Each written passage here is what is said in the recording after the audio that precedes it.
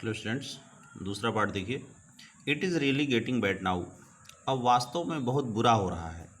Getting bad का मतलब बुरा होना। एक्सक्लेम द मैन, आदमी ने आश्चर्य व्यक्त करते हुए कहा। आई होप, मैं उम्मीद करता हूँ कि इट पासेज क्विकली, कि यह जल्दी ही बीत जाएगा। पासेज मैंने व्यतीत होना, क्विकली का मतलब तेज़ी से। It did not pass quickly, यह जल्दी से नहीं बीता। फॉर एन आवर, 1 घंटे तक। The hail rained on the house, ओले बरसे मकान पर। द गार्डन, बागीचे पर। हिलसाइड, पहाड़ी पर। कॉर्नफील्ड, अनाज के ऊपर। ऑन द होल वैली, पूरी घाटी पर। यानी 1 घंटे तक ओले मकान पर, बागीचे पर, पहाड़ी पर, अनाज के खेत पर और पूरी घाटी में बरसे। द फील्ड वाज वाइट, खेत सफ़ेद हो गया था। एज इफ, मानो की। कवर्ड विथ साल्ट, मानो की नमक से ढक गया हो। कवर्ड का मतलब ढकना। Not a leaf remained on the trees, leaf का मतलब पत्ती, रिमेंड का मतलब रहना। एक भी पत्ती पेड़ों पर नहीं रह गई थी। The corn was totally destroyed, अनाज बिल्कुल बर्बाद हो गया था। The flowers were gone from the plants, फूल पौधों से जा चुके थे, गिर चुके थे। Lencho's soul was filled with sadness, Lencho का हृदय दुख से भर गया था। When the storm had passed, जब आंधी बीत गई। He stood in the middle of the field, तो वह अपने खेत के मध्य में खड़ा हो गया। And said to his sons, और अपने पुत्रों से कहा। A plague of locusts would have left more than this, टिड्डियों का एक समूह। ए प्लेग ऑफ लोकास्टस, लोकास्टस और टिड्डियाँ होती हैं। टिड्डियों का एक समूह इससे कहीं ज़्यादा छोड़ गया होता। यानी टिड्डियाँ जब फसलों को बर्बाद करती हैं तो कुछ भी नहीं छोड़ती हैं। The hail has left nothing, ओलों ने कुछ भी नहीं छोड़ा है। This year we will have no corn, इस वर्ष हमारे पास कोई अनाज नहीं होगा। दैट नाइट, उस रात।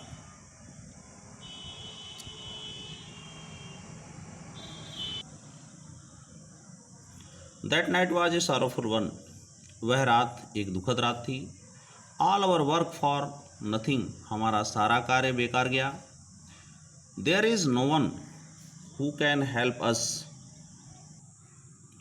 There is no one who can help us, कोई भी नहीं है जो हमारी सहायता कर सकता है। We will all go hungry this year, इस वर्ष हम भूखे रहेंगे।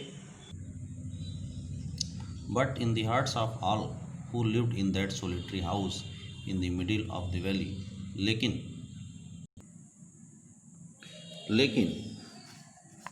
जो लोग घाटी के मध्य में सुनसान मकान में रहते थे, उनके हृदयों में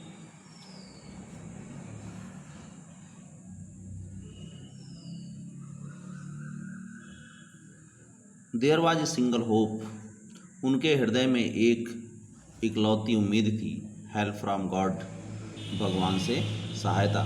यानी जो लोग घाटी के मध्य में सुनसान मकान में रहा करते थे, उनके हृदयों में एक इकलौती आशा थी, वह थी भगवान से सहायता की आशा। डोंट बी सो अपसेट, इतने दुखी मत हो। इवन दो, यद्यपि। This seems like a total loss, यद्यपि संपूर्ण हानि प्रतीत होती थी। Remember, no one dies of hunger, याद रखो कि कोई भी व्यक्ति भूख से नहीं मरता है। दैट इज़ व्हाट दे से, यह वही चीज़ है कि वे कहते हैं कि no one dies of hunger, की कोई भी व्यक्ति भूख से नहीं मरता। All through the night, all through the night यानी पूरी रात। Lencho thought only of his one hope, Lencho ने केवल अपनी एक उम्मीद के बारे में सोचा। द हेल्प ऑफ गॉड, भगवान से सहायता के बारे में। हुज आई, जिसकी आंखें, किसकी आंखें, भगवान की आंखें। As he had been instructed, जैसे कि उसे शिक्षित किया गया था, पढ़ाया गया था। इंस्ट्रक्ट में शिक्षा दिया हुआ या पढ़ाया हुआ। सी एवरीथिंग, हर चीज़ को देख लेता है। जिसकी आंखें, जैसा कि उसे बताया गया था कि हर चीज़ को देख लिया करती हैं। Even what is deep in one's conscience, यहाँ तक कि एक व्यक्ति की अंतरात्मा की गहराई में क्या है उसको भी देख लिया करती हैं, उसको ऐसा पढ़ाया गया था। Lencho was an ox of a man working like an animal in the fields. Lencho एक मानव रूपी बैल था, वर्किंग लाइक एक एनिमल इन दी फील्ड्स, जो खेतों में एक जानवर की तरह कार्य करता था। बट लेकिन still he knew how to write, लेकिन वह अब भी जानता था कि कैसे लिखा जाता है, यानी वह अब भी लिखना जानता था। दी फॉलोइंग संडे, अगले संडे को, एट डेब्रेक यानी प्रातःकाल में, यानी अगले संडे को प्रातःकाल में, he began to write a letter, उसने पत्र लिखना प्रारंभ किया, which he himself would carry to town, जिसे वह स्वयं नगर को ले जाएगा, एंड